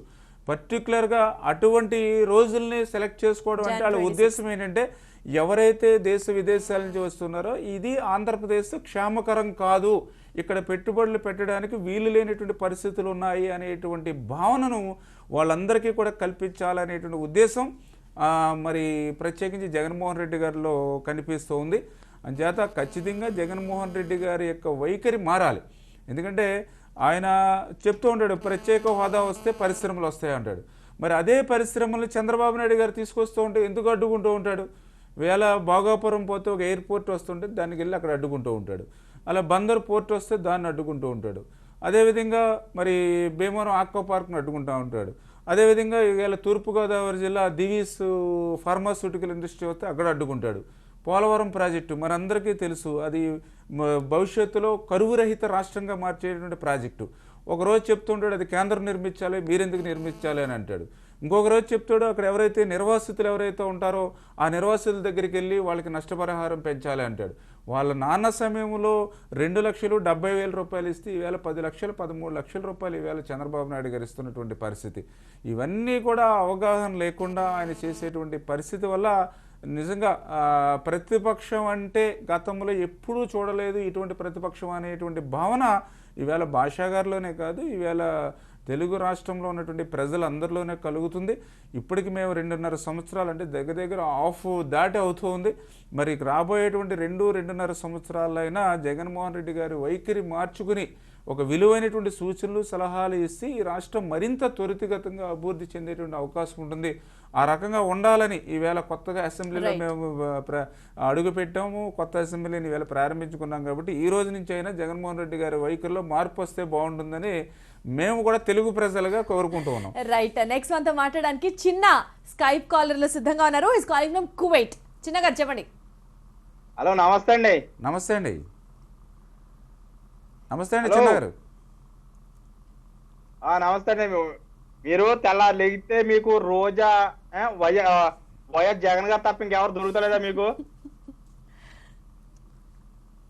అండి? మీ పార్టీ ఇప్పుడు మీ పార్టీ వాళ్ళు పొగిడితేనేమో గంటల తరబడి మాట్లాడేస్తారు, వేరే విధంగా మాట్లాడితేనేమో కట్ చేసేస్తారు. మీరు కట్ చేయట్లేదు, మీరు చెప్పాలనుకున్నారు అర్థమైంది. ఒకసారి ఆయన ఏం చెప్తారో విన్నాం.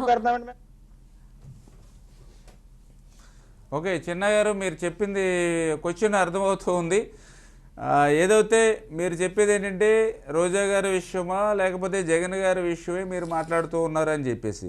వాస్తవంగా ఈవేళ వైఎస్ జగన్మోహన్ రెడ్డి గారు అంటే ఆయన ఈవేళ ఈ రాష్ట్రానికి ఒక ప్రతిపక్ష నాయకుడు. అంచేత ఖచ్చితంగా ఈవేళ చంద్రబాబు నాయుడు గారిని ఎంత పరిశీలిస్తూ ఉంటారో అంతే విధంగా జగన్మోహన్ రెడ్డి గారిని కూడా పరిశీలిస్తూ ఉంటారు ఈవేళ ఆంధ్రప్రదేశ్ రాష్ట్ర ప్రజలు. ఆయన మంచి చేస్తే మంచిగా చేస్తున్నారని చెప్తారు, ఆయన చెడుగా చేస్తే చెడుగా చేస్తారని చెప్తారు. అందుచేత రాజకీయాల్లో ఉన్న తర్వాత ఆయన గురించి మాట్లాడడానికి కుదరదు అని అంటే ఇది ప్రజాస్వామ్య వ్యవస్థ. ఇది అందుచేత ఎవరి అభిప్రాయాలు వాళ్ళు స్వేచ్ఛగా మాట్లాడేటువంటి అవకాశం ఈవేళ ప్రజాస్వామ్యంలో ఉంది. అదేవిధంగా ఇక రోజా గారి విషయంలో మీరు చూస్తే ఈవేళ 60 మంది 67 మంది శాసనసభ్యులు, ఈవేళ 50-60 మంది శాసనసభ్యులు ఉన్నారు ఈవేళ వైఎస్ఆర్ పార్టీలో. 50-60 మంది శాసనసభ్యుల మీద రానేటువంటి అభియోగాలు ఒక్క రోజా గారి మీద ఎందుకు వస్తున్నాయి అనేటువంటి విషయాన్ని మీరు కాదు నన్ను అడిగితే జగన్మోహన్ రెడ్డి గారే పరిశీలించుకోవాలి. జగన్మోహన్ రెడ్డి గారే ఆమెను పిలిపించి మాట్లాడించుకోవాలి. ఏమో ఎంతమంది ఉండగా ఎందుకు నీ ఒక్కదాని మీదే ఇటువంటి పరిస్థితులు ఎందుకు వస్తూ ఉన్నాయి అనేటువంటి వాళ్ళు క్యాలిక్యులేటెడ్గా హోంవర్క్ చేసుకోవాల్సిన అవసరం ఈవేళ జగన్మోహన్ రెడ్డి గారి మీద ఉంది. ఈవేళ రోజా గారి యొక్క తీరు పట్ల, రోజా గారి యొక్క ప్రవర్తన పట్ల, రోజా గారు వ్యవహరించేటువంటి శైలి పట్ల ఈవేళ ప్రజల్లో ఆగ్రహం వ్యక్తమవుతుంది. అందులో ప్రత్యేకించి ఈవేళ మహిళలే మరి రోజా గారి పట్ల ఆగ్రహంతో ఉన్నారు. అది జగన్మోహన్ రెడ్డి గారికి భవిష్యత్తులో నష్టం చేకూరేటువంటి అవకాశం. కాబట్టి ఇప్పటికైనా జగన్మోహన్ రెడ్డి గారు రోజా గారిని చూసి భయపడవలసిన అవసరం, రోజా గారిని చూసి ఈవేళ తెలుగు ప్రజలు భయపడుతూ ఉన్నారు. రోజా గారిని చూసి మహిళలు భయపడుతూ ఉన్నారు. ఈమె నోటంట ఏం మాటలు వస్తూ ఉంటాయి, ఈమె ఏ రకంగా అహాభావాలు పెట్టి మా మహిళలను లోకం అందరినీ కూడా తలదించుకునేలాగా చేస్తుంది అని చెప్పి ఈవేళ రోజా గారిని చూసి మహిళలందరూ కూడా భయపడేటువంటి పరిస్థితి ఈవేళ ఆంధ్రప్రదేశ్లో ఉంది. ఎందుకంటే ఇటువంటి రోజులను ఎంతోమందిని ఈవేళ తెలుగుదేశం పార్టీ తయారు చేసింది. ఈవేళ రోజా ఒక్కలే కొత్తగా కాదు, రోజా కూడా ఈవేళ మా తెలుగుదేశం పార్టీ నుంచి ఈ కర్మాగారం తెలుగుదేశం పార్టీలోంచి ఎంతోమంది నాయకులు తయారు చేసి వెళ్తూ ఉంటారు. అంచేత ఇటువంటి నాయకులు ఎంతోమందిని తయారు చేసింది తెలుగుదేశం పార్టీ. అంచేత అటువంటి వాళ్ళని చూసి భయపడడమో ఆలోచించేటువంటి పరిస్థితి ఇవాళ తెలుగుదేశం పార్టీకి లేదు. రైట్. నెక్స్ట్ మనతో మాట్లాడడానికి స్వరూప్ భీమవరం నుంచి స్కైప్ కాల్లో సిద్ధంగా ఉన్నారు. స్వరూప్ చెప్పండి.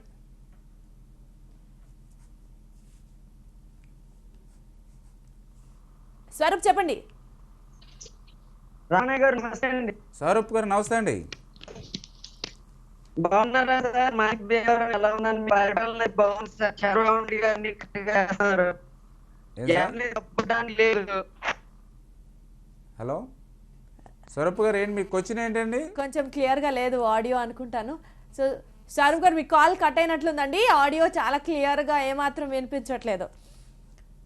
మొత్తానికి రేపు జరగబోతున్న అంటే సచ్గా అసెంబ్లీ ప్రారంభమవుతున్న నేపథ్యంలో ఇందాక మీరు చెప్తున్నట్లుగానే అసెంబ్లీలో రోజాకి అనుమతి, అలాగే ప్రివిలేజ్ కమిటీ ఇస్తున్న డెసిషన్ రికమెండేషన్ ప్రకారం మరికొంతమంది ఎమ్మెల్యేల మీద కూడా వేటుపడే అవకాశం ఉందంటున్నారు. కాకపోతే మహా అయితే సస్పెండ్ చేస్తారు అంతే కదా.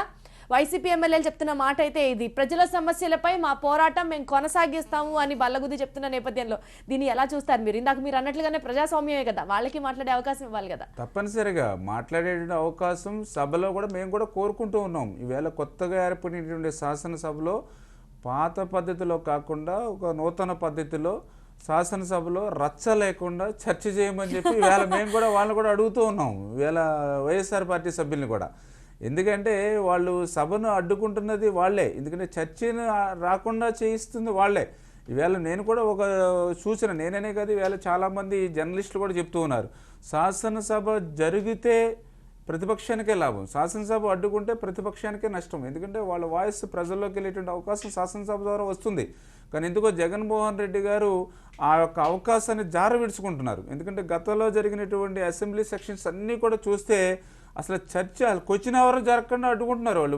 మొదట్లోనే అసెంబ్లీ స్టార్ట్ అవ్వగానే ఒక వాయిదా తీర్మానాన్ని ప్రవేశపెట్టడం, అది వాయిదా తీర్మానం అది స్పీకర్ గారు బట్టి ఉంటుంది. అది ఆ స్పీకర్ గారు తిరస్కరిస్తే వెంటనే వీళ్ళు ప్లే గార్డ్స్ పెట్టుకోవడం, అక్కడి నుంచి గందరగోళం సృష్టించడం, సభ వాయిదా పడేటువంటి పరిస్థితులు తీసుకురావడం. అంచేత వాళ్ళకి నచ్చినటువంటి అంశం ఏదైతే ఉంటే దాన్ని వాకౌట్ కానీ ఇలా ఇతరత్ర పద్ధతులు ఉన్నాయి. అవేమీ లేకుండా కేవలం సభని అడ్డుకోవడానికే ఆయన ప్రయత్నం చేస్తూ ఉన్నారు. అంటే దయవుంచి ఎప్పటి నుంచైనా ఆ వైఖరి మారితే వారికే ఎక్కువ లాభం జనరల్గా. దానివల్ల మాకు కూడా భవిష్యత్తులో, ఎందుకంటే మా యొక్క ప్రభుత్వంలో ఉండేటువంటి సంక్షేమ అభివృద్ధి కార్యక్రమాల్లో ఎక్కడైనా చిన్న చిన్న లోపాలు ఏవైనా ఉంటే వాటిని కూడా మేము సరి చేసుకోవడానికి కూడా మాకు కూడా ఒక అవకాశం ఉంటుంది, ఒక మంచి ప్రతిపక్షం ఉంటాయి. కానీ దురదృష్టం ఏంటంటే ఇటువంటి ప్రతిపక్షం ఉండడం వల్ల ఆ పాత్రను కూడా మేము కూడా ఒక్కొక్కసారి మా నియోజకవర్గాల్లో మా జిల్లాల్లో మేము కూడా చేసుకోవాల్సినటువంటి పరిస్థితి కూడా ఏర్పడుతూ ఉంది. ఈవేళ పశ్చిమ గోదావరి జిల్లా ఉంది. ఇప్పుడు ఈవేళ 15 మంది శాసనసభ్యులు ఈవేళ పార్టీ తెలుగుదేశం పార్టీ పరంగా ఉన్నాం. మరి నిజంగా ఇటువంటి ప్రతిపక్షం అంటే ప్రజల యొక్క సమస్యలను పట్టించుకోకుండా గాలి కుదిలేసి కేవలం అభివృద్ధిని అడ్డుకోవడమే ఎజెండాగా పనిచేస్తున్నట్టు వల్ల ప్రజల సమస్యలు ఎక్కడైనా 1%, 2% ఎక్కడైనా ఉంటే దాన్నే మళ్ళీ మేమే ఐడెంటిఫై చేసి మేమే దాన్ని పరిష్కరించేటువంటి పరిస్థితి, మేమే చేసుకునేటువంటి పరిస్థితి ఈవేళ ఈ యొక్క వైఎస్ఆర్ అనేది మాకు కల్పిస్తూ ఉంది. రైట్. రామానాయుడు గారు, ఇప్పుడు ప్రోగ్రామ్ని కంక్లూడ్ చేసేటప్పుడు ఇందాక ప్రోగ్రామ్ స్టార్ట్ అయ్యేటప్పుడు మీరు ఒక పాయింట్ చెప్పారు, ఒక చిన్న పోయిం లాంటిది. వాలు జడకి పువ్వు అందం, నవ్యాంధ్రకి రాజధాని అందం, అమరావతి అందం అది కేవలం నారా చంద్రబాబు నాయుడుతోనే సాధ్యపడుతుంది అని మీరు చెప్తున్నారు. అలాగే రచ్చ లేకుండా చర్చకి మాత్రం మేము సిద్ధంగా ఉన్నాము, ప్రతిపక్షం దీన్ని అర్థం చేసుకొని రేపు సభలో కోఆపరేట్ చేస్తే బాగుంటుంది అని చెప్తున్న నిమ్మల రామానాయుడుతో ఇప్పటి వరకు వారధిని చూశారు మీరు. థ్యాంక్ యూ సో మచ్ అండి. ఆడియన్స్తో మాట్లాడినందుకు సమాధానం చెప్పారు. చూశారు కదా, ఇది ఇవాల్టి వారధి. మరిన్ని లేటెస్ట్ అప్డేట్స్ కోసం చూస్తూనే ఉండండి TV9.